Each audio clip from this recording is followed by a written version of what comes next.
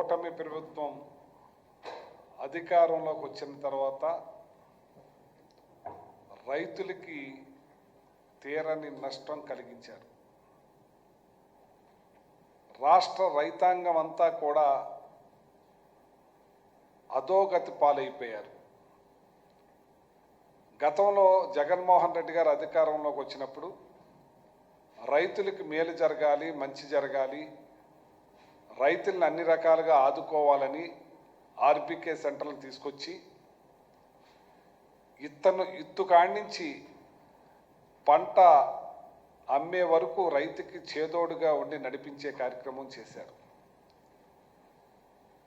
రైతుకి ఎరువులు కానీ, పురుగుల మందులు కానీ, మట్టి శాంపిల్స్ కానీ, ఏ రకమైన పంట వేసుకుంటే ఎలా వస్తుందని అందరు సైంటిస్టులతోటి అందరితోటి ఆ ఆర్బీకే ద్వారా రైతులకి ఎడ్యుకేట్ చేసి మంచి పంటలు పొందే విధంగా, మంచి రేటు వచ్చే విధంగా అన్ని రకాలుగా జగన్మోహన్ రెడ్డి గారు తోడే ఆర్బీకేల ద్వారా నిలిపించే కార్యక్రమం చేశారు. ఇవాళ ఆర్బీకేని మంగళం పాడించేశారు ఈ కూటమి ప్రభుత్వం వచ్చిన తర్వాత. ఇవాళ ఎరువులు కావాలంటే అవి నకిలీయా, మంచివా, మరి పురుగు మందులు నకిలీవా, మంచివా అని తెలియని పరిస్థితి. గతంలో గవర్నమెంట్ ద్వారా వచ్చిన ఈ ఏదైతే ఎరువులు ఉన్నాయో, ఏదైతే పురుగు మందులు ఉన్నాయో అన్నీ కూడా పరీక్షించి చక్కని మందులను అందించే కార్యక్రమం చేసి ఇవాళ బయటికి వెళ్ళి లైన్లో నుంచి మరి అష్ట కష్టాలు పడి మందులు తెచ్చుకునే పరిస్థితికి ఇవాళ దిగజార్చింది ఈ కూటమి ప్రభుత్వం, చంద్రబాబు నాయుడు గారు అని చెప్పి సందర్భంగా తెలియజేస్తున్నాను. ఇవాళ ఏ రైతుకి కూడా మేలు జరిగే పరిస్థితి లేదు. ఇవాళ గతంలో జగన్మోహన్ రెడ్డి గారు మరి ఆ రైతాంగానికి అన్ని రకాలుగా మేలు జరిగేలా చూసే కార్యక్రమం చేసి అసలు మా రైతులకి ఎలా మేలు జరగాలి, మరి ఆర్బీకేలను ఎలా అందించాలని ఆ ధాన్యాన్ని అమ్మే టైంలో కూడా అక్కడ మన అధికారులను పెట్టి, మిల్లర్ దగ్గర అధికారులను పెట్టి మరి ఇవన్నీ కూడా చేసే కార్యక్రమం చేస్తే ఇవాళ వాళ్ళ పరిస్థితి అరణ్య రోదనగా ఉంది. రాష్ట్రంలో రైతుకి ఏ మేలు కూడా జరగటం లేదు. పంటలకి గిట్టుబాటు ధర లేదు. మరి వాళ్ళకి ఏ ఉచిత పంటల బీమా కూడా గాలికి వదిలేశారు.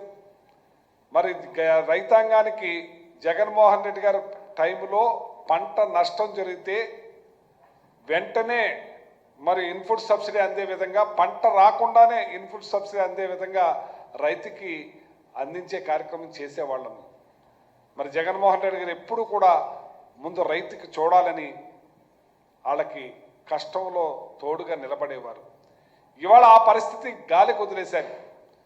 ఇవాళ ఏది కూడా ఇన్పుట్ సబ్సిడీ కూడా అందించే కార్యక్రమం లేదు. నష్టం జరిగినా అందించేది లేదు. మరి ఉచిత ఇన్సూరెన్స్ లేదు.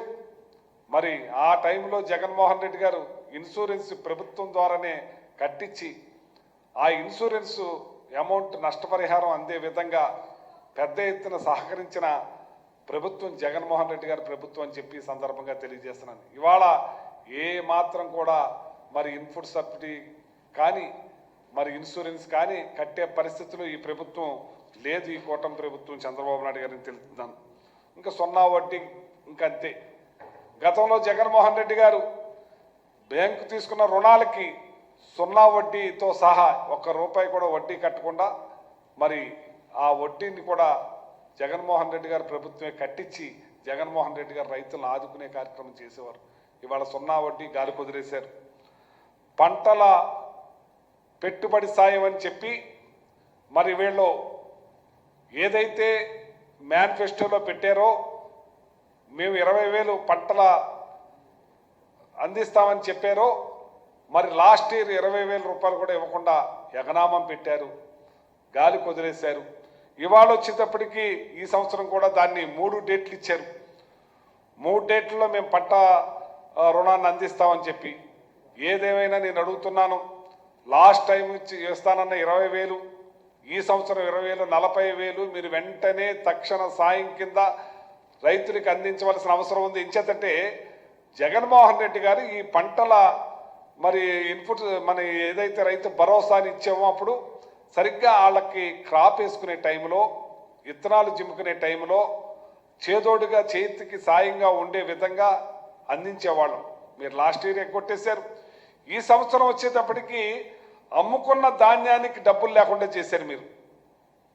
మరి ఇప్పుడు రైతు చాలా అన్యాయం అయిపోయి ఉన్నాడు. చేతిలో చిల్లిగవ్వ లేకుండా, బ్యాంకు కట్టవలసిన డబ్బు కట్టకుండా, మరి తిరిగి అప్పు తీసుకునే పరిస్థితి లేకుండా, మీరు ధాన్యానికి డబ్బు లేకుండా చేసేటప్పటికి ఇవాళ రైతు హలో లక్ష్మణ అని చెప్పి బాధపడతా అన్న పరిస్థితి ఏర్పడింది.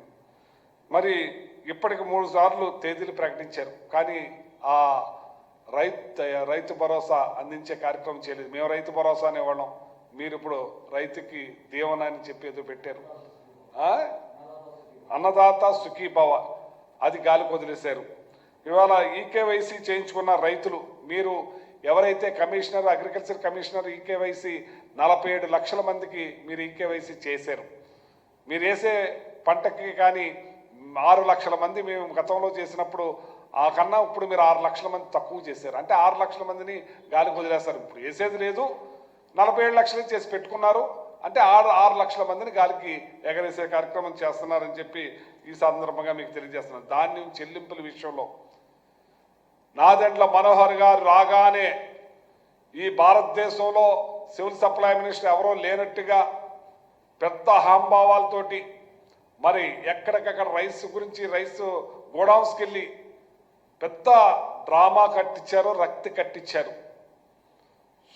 సూపర్ డ్రామా ఆడించాడు ఆయన.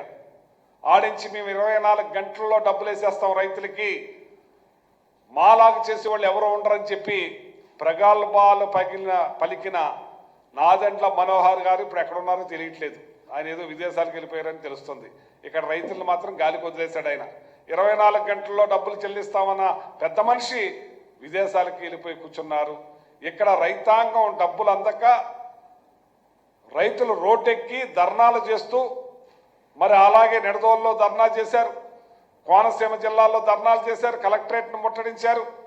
ఎక్కడికక్కడ ధర్నాలు చేస్తున్నా సరే నిమ్మక నీరెత్తినట్టు చీమ కుట్టినట్టు కూడా ఈ కూటమి ప్రభుత్వం చంద్రబాబు నాయుడు ముఖ్యమంత్రి గారికి లేదని చెప్పి సందర్భంగా తెలియజేస్తున్నాను.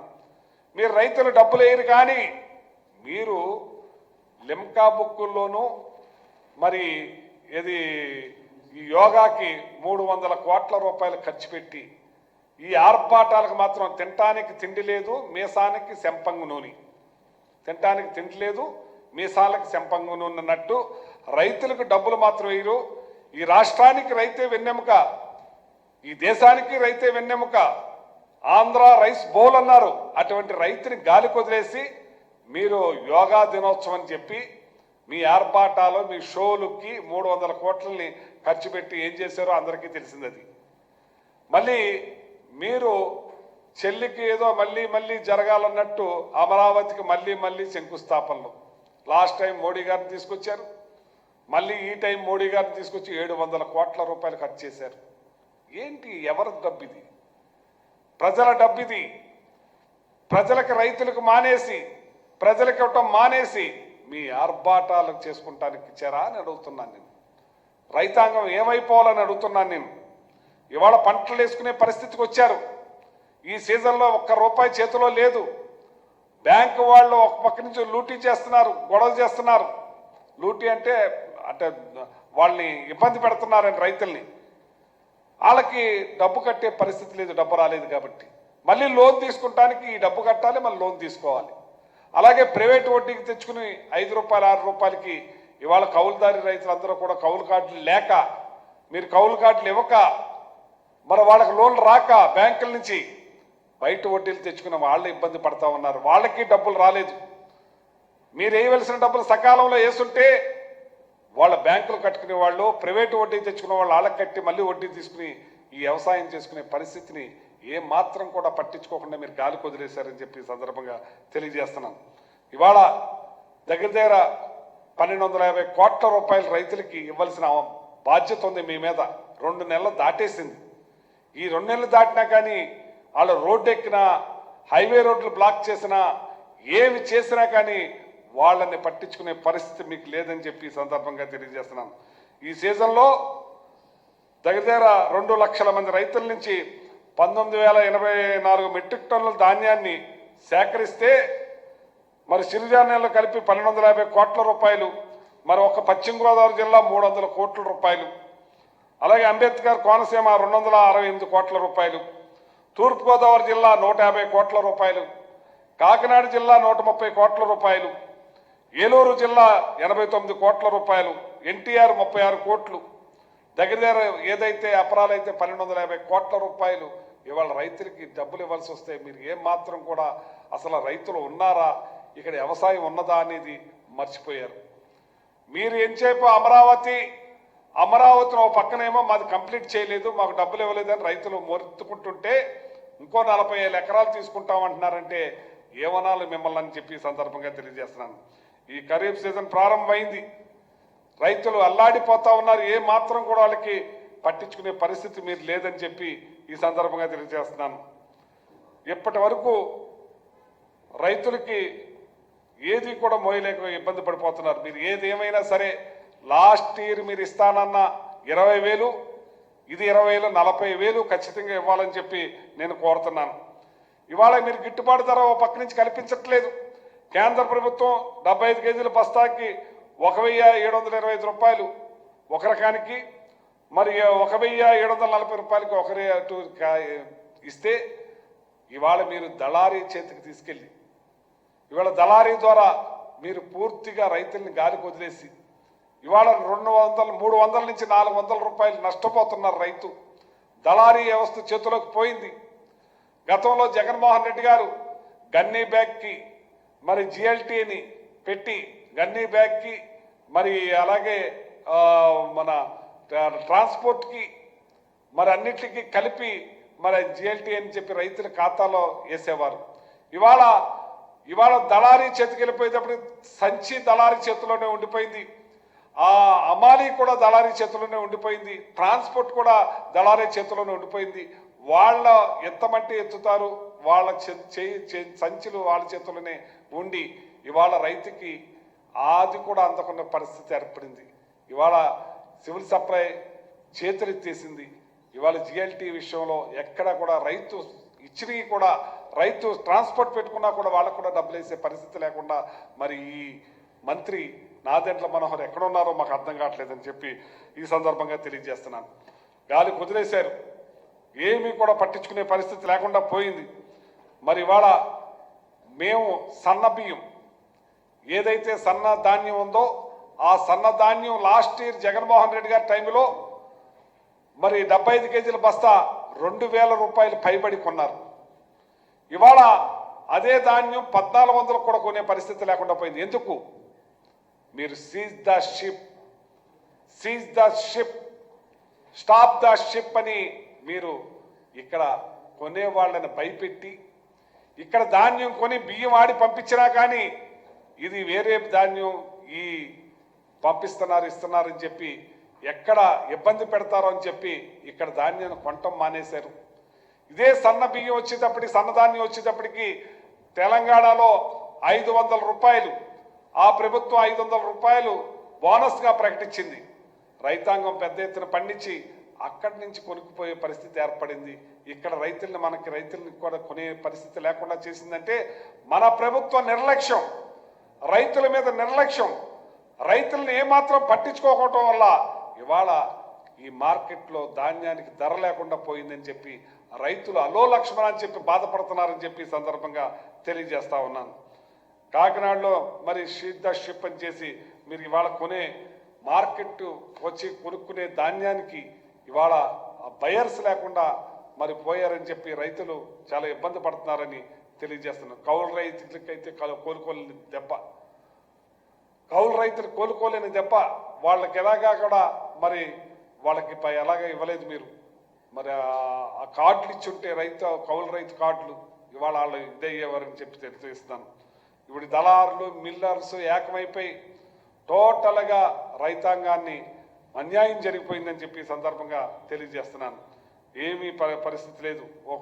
ఓ పక్క ధాన్యం కొనలేని పరిస్థితి, ధాన్యం అది అయిందనేటప్పటికీ ఇవాళ డబ్బులు వేయలేని పరిస్థితికి వచ్చేటప్పటికి వాళ్ళ రైతులు చాలా అరణ్య రోదన బాధపడుతున్నారని చెప్పి ఈ సందర్భంగా తెలియజేస్తాను. ఇప్పటికే మేము డిమాండ్ చేస్తున్నాం, మీరు వెంటనే డబ్బులు రైతులకు వేయాలి, వేసి చూడాలి. మీరు ఒక ఆర్భాటాలకు పోవటం మానేసి ఈ రైతాంగానికి మేలు జరగాలి, రైతులకు మంచి జరిగినప్పుడు ఈ రాష్ట్రం బాగుంటుందని చెప్పి సందర్భంగా తెలియజేస్తున్నాను. సీఎం గారు వెంటనే దీన్ని దృష్టిలో తీసుకుని వాళ్ళకి వెంటనే డబ్బులు వేసే మార్గం చూడాలని చెప్పి నేను కోరుతా ఉన్నాను.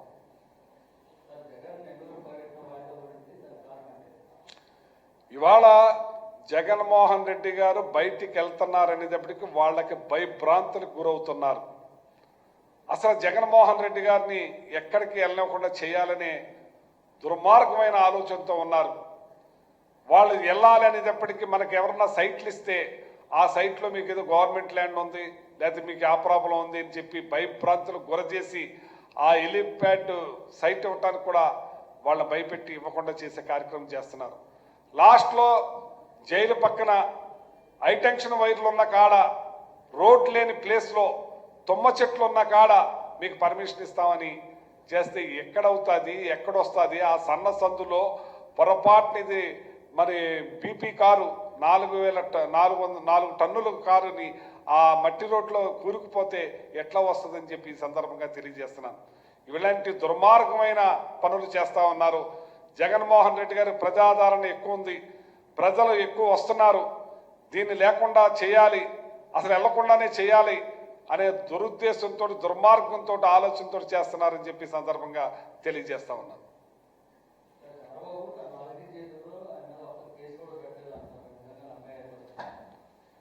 ఇది దెయ్యాలు వేదాలు వల్లిస్తున్నట్టుంది. చంద్రబాబు నాయుడు గారు ఏదైతే ఏలే కేసులు ఉన్నాయి అన్నీ కూడా అప్పుడు లక్ష్మీపార్వతి పెట్టిన కేసులు అన్నీ 52 కేసులు ఉన్నాయి. అవి స్టేల మీద కొనసాగుతున్నాయి. అవి కాకుండానే 19 కేసుల దాకా ఆయన స్వహస్తాలతోటి ఆయన అఫిడవిట్లో ఏదైతే ఎలక్షన్ అఫిడవిట్లో ఇచ్చారో 19 కేసులు ఆయన మీద ఉన్నాయి. ఆ 19 కేసులు ఉండటమే కాకుండా మొన్న ఆయన జైలుకు కూడా వెళ్ళొచ్చారు. మరి ఆ జైలుకి వెళ్ళొచ్చింది కూడా ఎవరికి తెలియదు అనుకుంటారా ప్రజలు? ఆయన ఎప్పుడు కూడా పచ్చి అబద్ధాలే మాట్లాడతారు, నిజం ఎరగడైనా. చంద్రబాబు నాయుడు గారు ఎప్పుడు అంటారు, మన చంద్రబాబు నాయుడు గారిని రాజశేఖర రెడ్డి గారు ఎప్పుడు అంటారు, చంద్రబాబు నాయుడు గారు నిజం పలకరు, నిజం పలికితే తల వేయి చెక్కలవుతున్న మాట ఎప్పుడు అసెంబ్లీలో మాట్లాడుతూనే ఉంటారు. అంచేత వాస్తవాలు ఆయన చేతులతో అఫిడవిట్ ఎలక్షన్ కమిషన్ పెట్టింది కూడా 19 కేసులు ఉన్నాయని పెట్టింది కూడా ఆయన చేతితో పెట్టింది కూడా అబద్ధం చెప్తున్నారంటే ఇంకా అర్థం చేసుకోవచ్చు.